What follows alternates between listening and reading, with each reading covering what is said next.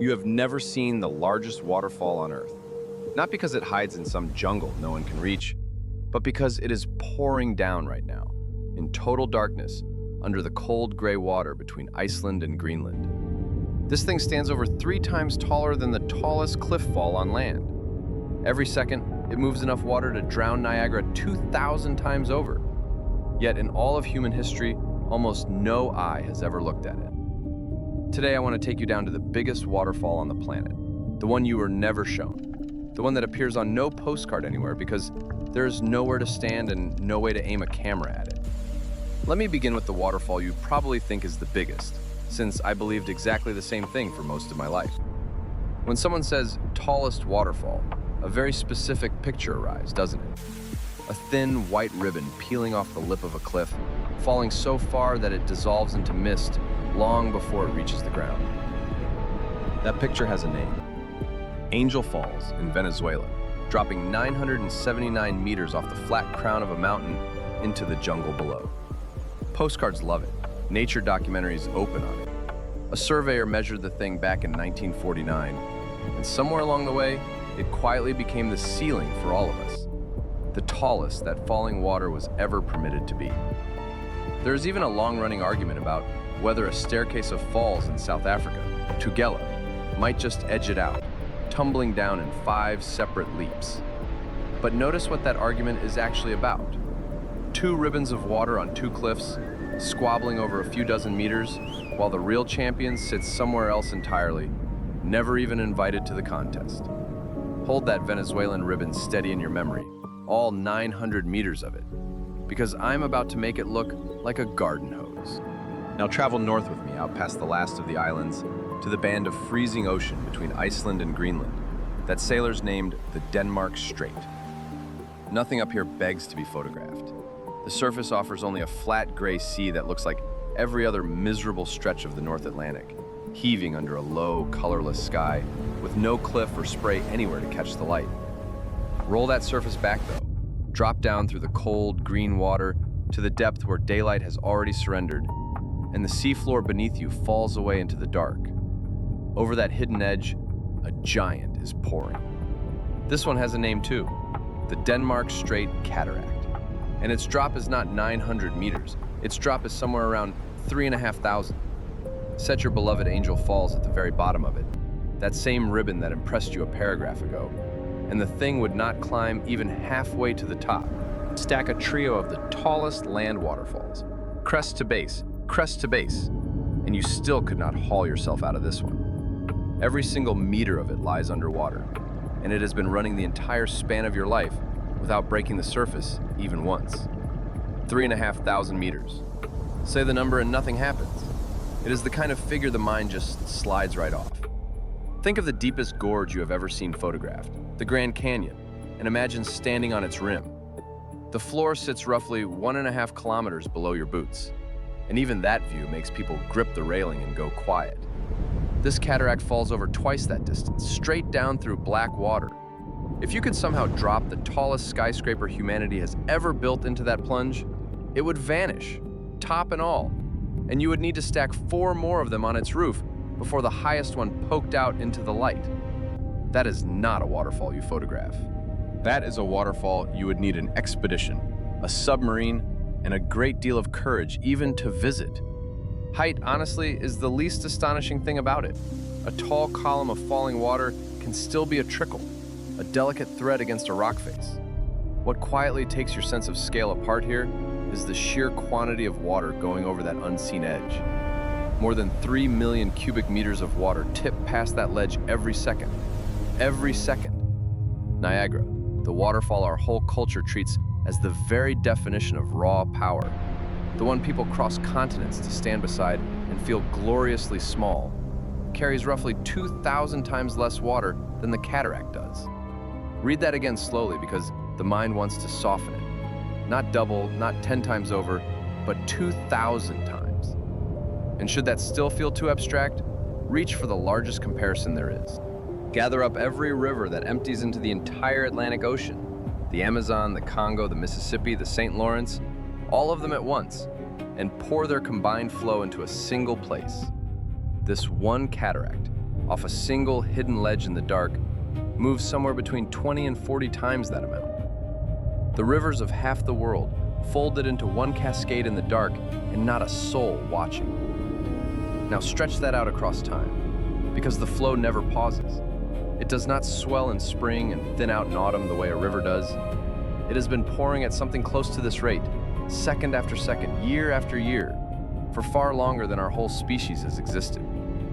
While the first cities were being built, it was falling. While the ice sheets advanced and retreated across the north, it kept falling.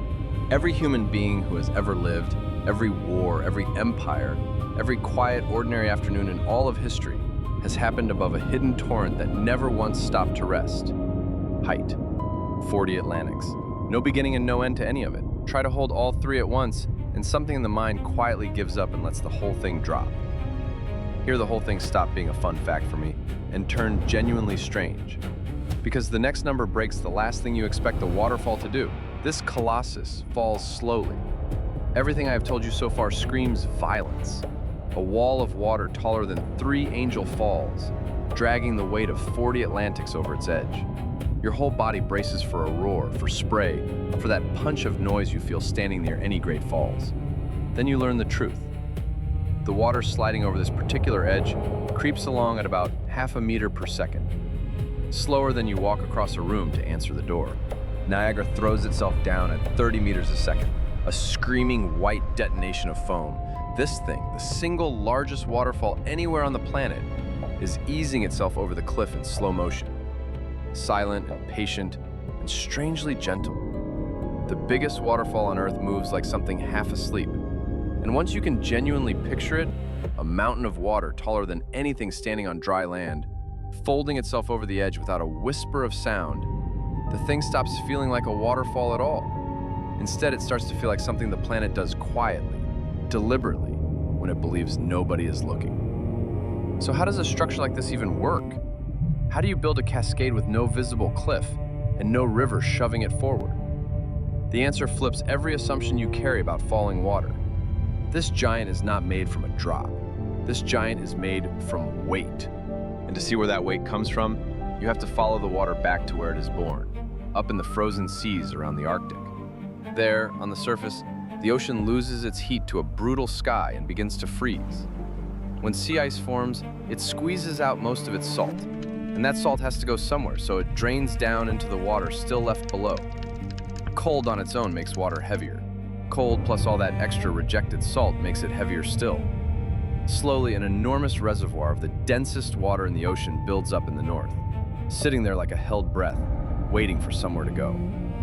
Up in those Nordic seas then, the water turns colder and saltier than the Atlantic water waiting to the south. And cold, salty water is heavier, denser than the warmer, fresher water below it.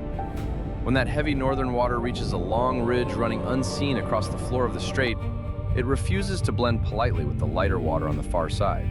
Blending is impossible. The stuff is simply too dense. So it performs the one move gravity leaves open to it. It sinks. Spilling over the top of that submerged ridge, it slides down the enormous slope on the other side, thousands of meters into the deep, held to the seabed by nothing more exotic than its own weight. Nothing shoves it off a cliff. The water itself is the cliff.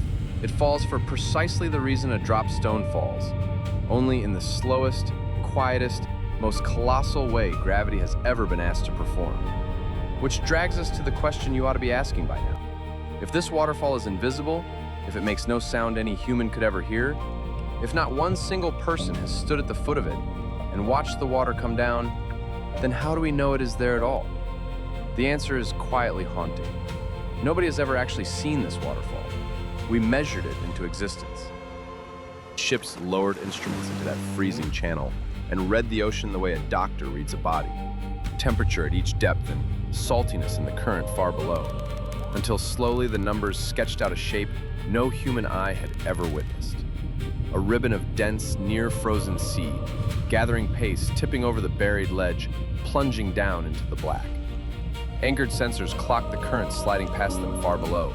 Long cores of mud, hauled up from the seafloor, came back combed into strange layers, the sediment raked and rearranged by a torrent none of us has ever laid eyes on. We know this cataract is real the same way we know most of the deep ocean is real.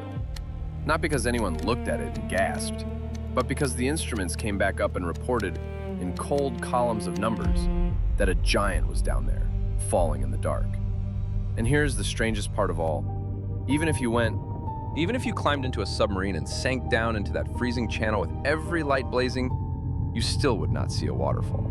There is no white curtain of foam down there, no thundering wall to film. Your lights would catch only drifting particles and black water in every direction, water that looks perfectly still. The giant would be pouring silently all around your little vessel, thousands of meters of it sliding past in the dark, and your own eyes would swear that absolutely nothing was happening. The gauge for temperature would read a cold that does not belong there. The current meter would climb past 3 knots while the window showed only stillness. Every needle on the hull would twitch and insist that you were, at that very moment, sitting inside the most powerful cascade on the face of the planet. A giant you cannot see even while you float in the middle of it.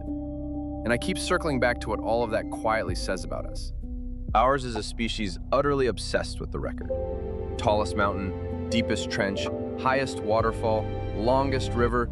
We carve these superlatives into books, print them on classroom posters, hand them to children as settled facts about the world. But study those lists closely, and something uneasy surfaces. Almost every one of them is a list of things we can see. The tallest waterfall on land is really just the tallest waterfall we could stand in front of and photograph. Every entry on the leaderboard earned its medal partly for the achievement of being visible. Every record we ever crowned, we crowned for being easy to look at. Meanwhile, the whole time we were handing out those medals and painting those postcards, the genuine record holder, the true and undisputed champion, the single biggest waterfall this planet owns, sat a few hundred meters beneath the surface of an ordinary-looking sea, disqualified from every list we ever wrote for the simple crime of being invisible. Which makes me wonder, honestly, how many other giants are still down there?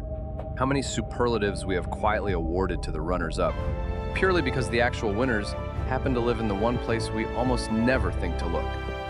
For thousands of years, human beings have stood at the base of waterfalls and felt small.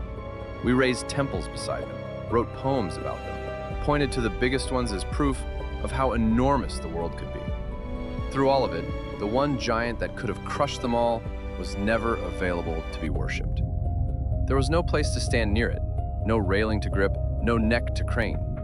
It asked for no admiration and received none. The giant simply kept pouring, indifferent, in the dark, performing more work every second than every famous waterfall on the surface of the earth put together, and demanding absolutely nothing from anyone. So the next time somebody proudly shows you a photograph of the tallest waterfall on earth, that thin white ribbon falling off a sunlit cliff, you can nod politely and hold your tongue.